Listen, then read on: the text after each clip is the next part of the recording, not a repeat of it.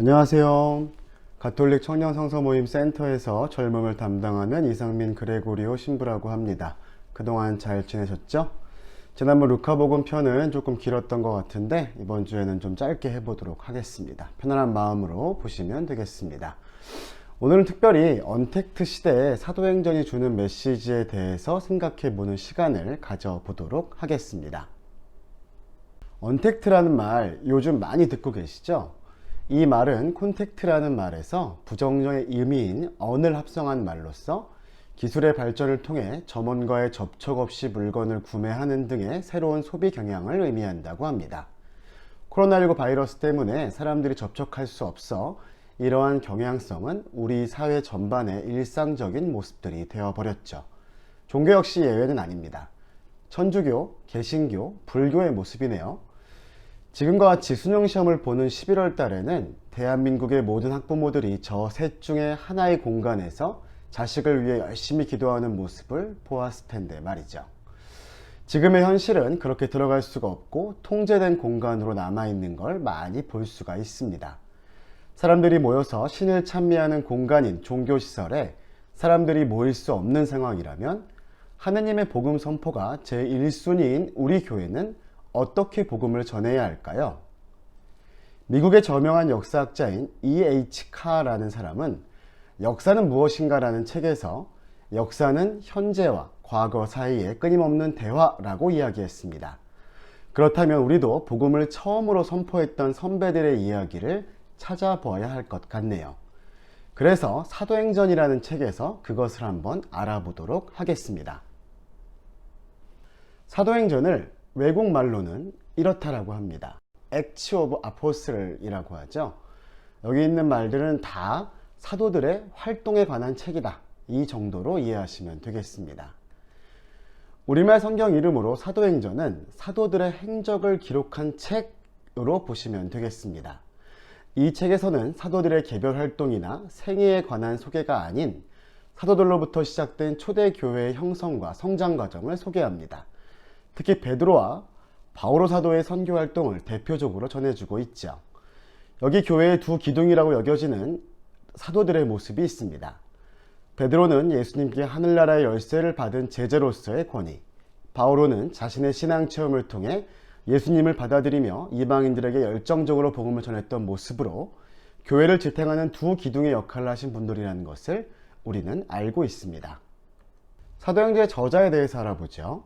루카복음 1장 3절과 사도행전 1장 1절에 테오필로스님에게 쓴다라는 것이 명기되어 있기 때문에 루카복음을 쓴 사람이 사도행전을 집필했을 것이라는 사실을 알 수 있습니다. 그러나 지난번 루카복음 편에서도 이야기했듯이 저자가 바오로 서간에 등장하는 의사 루카냐라는 것은 정확치 않고 구체적으로 밝혀지지 않았습니다. 지난번 루카복음을 의사 루카가 썼다라는 이야기가 무라토리 경전 목록과 이레네오 주교의 반이단론이라는 책에 등장한다고 설명드렸습니다. 하지만 확실한 건 없다라는 거죠.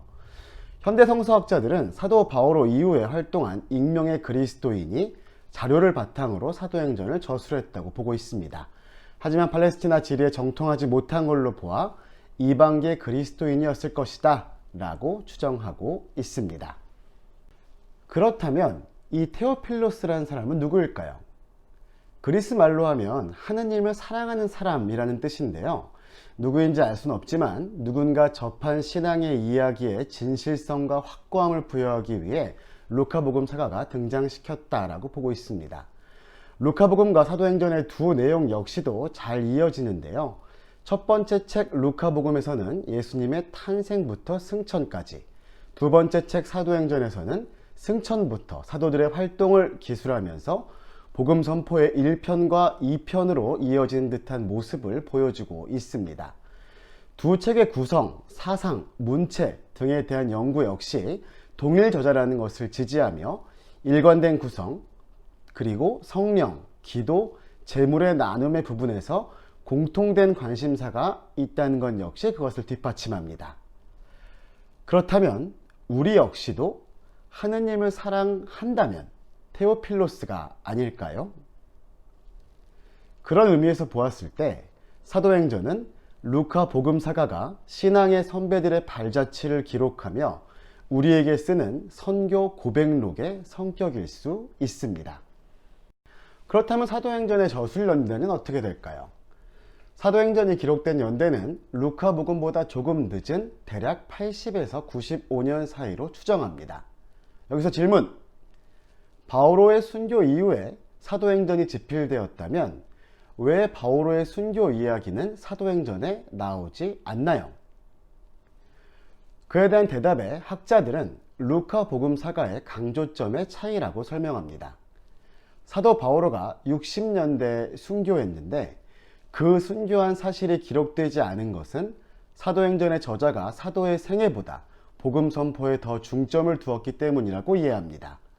많은 부분에서 바오로 서간과 사도행전의 내용의 차이를 보이는 것은 이 책이 사도의 전기가 아니라 루카복음에서 시작된 복음 선포가 이방인들에게까지 선포되는 모습을 더 강조했다라는 것이죠. 그렇다면 왜 이 책을 저술했는가에 대한 집필 동기를 좀 알아봅시다.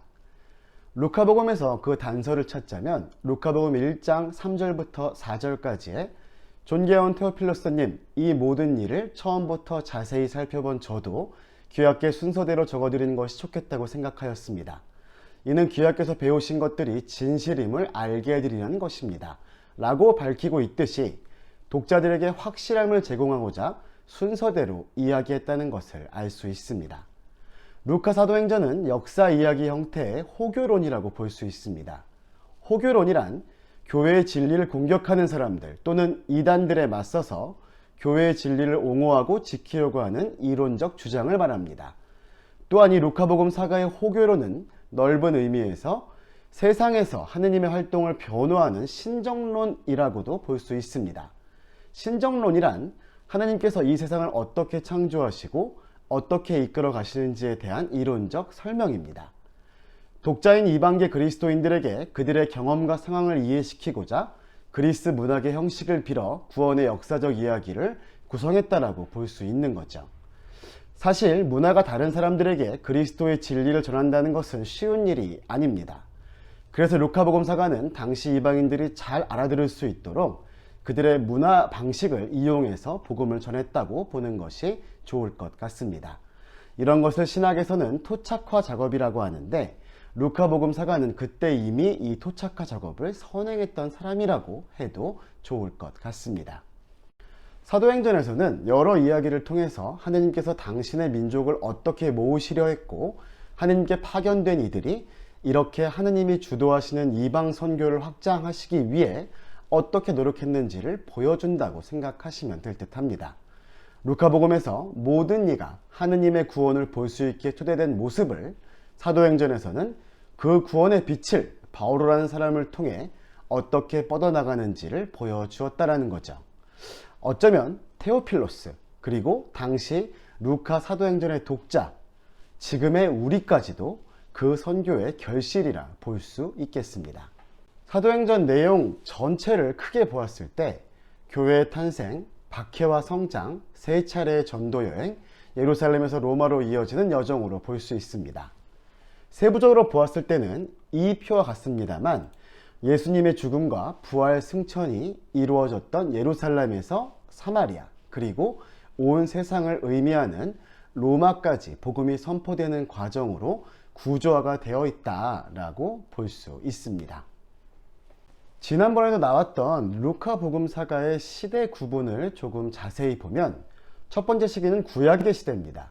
이 시기는 메시아의 시대를 준비하는 준비기간으로 루카복음 16장 16절에 율법과 예언자들의 시대는 요한까지다.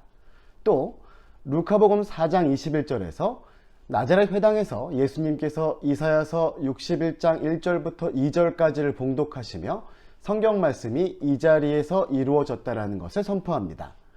또한 루카복음의 마지막 쯤에서는 나에 관하여 모세의 율법과 예언서와 시편에 기록된 모든 것이 다 이루어져야 한다 라고 말씀하십니다.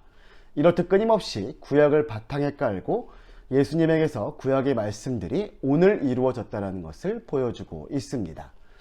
둘째 시기는 신약의 시대입니다. 이 시기에는 예수님의 생전의 시기이고 복음서를 통해 알 수 있듯이 구원이 이루어지는 시기입니다. 이 시기에 대한 보도는 예수님의 공생활, 예루살렘 상경기, 순환, 죽음, 부활, 승천으로 이루어집니다.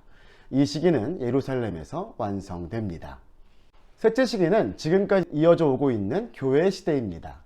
이 시기에서 예루살렘은 이제 예수님의 목적지가 아닌 복음 선포의 출발지로 자리매김합니다.